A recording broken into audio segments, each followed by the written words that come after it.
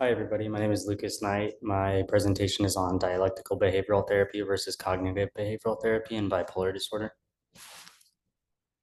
So, for the introduction, bipolar disorder is a disorder that impacts more than 7 million Americans a year. This diagnosis is not only for Americans, but obviously for the whole world. So, that just shows its tiny snippet of how many people it actually affects. It also carries myriad problematic side effects that make living nearly debilitating to some, and we can get into more of those specifics later. The study also dives into the comparison between DBT and CBT for those diagnosed with bipolar disorder. Formerly called manic depression, this is a mental health condition that causes extreme mood swings that can include mania or hypomania and extreme lows, which is depression. But the depression is a little bit more than just the regular depression that you would run into with people who don't have bipolar disorder. There are three, give or take, different types of bipolar disorder. Bipolar 1 is characterized by at least one manic episode, followed by hypomanic or major depressive episodes.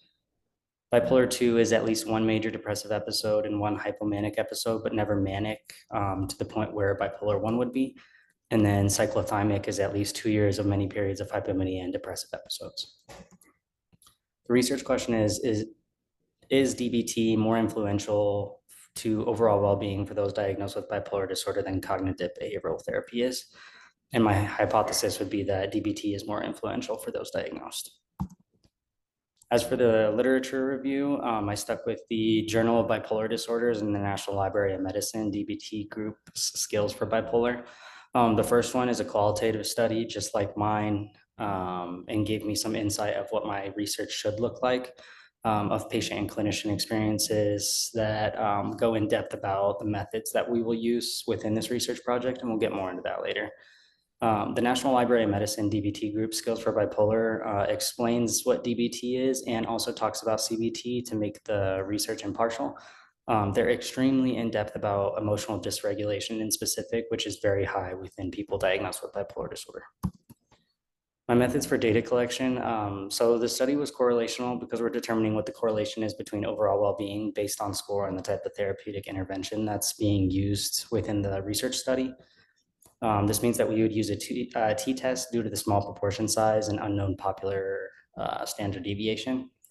And then these participants would likely be recruited by the process of sign up based off of a therapist office or encouraged by therapists that we could gain access to people with these diagnoses already and not search them out.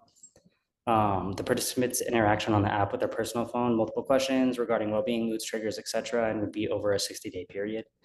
And this also helps determine if mood tracking can identify early signs of depression or mania in bipolar individuals, which we will get into why that's so important later.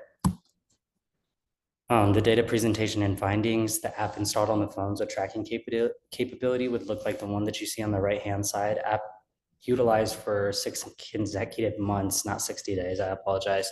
And the graph of tracking could be seen on the left. You could see at the end that DBT is more influential.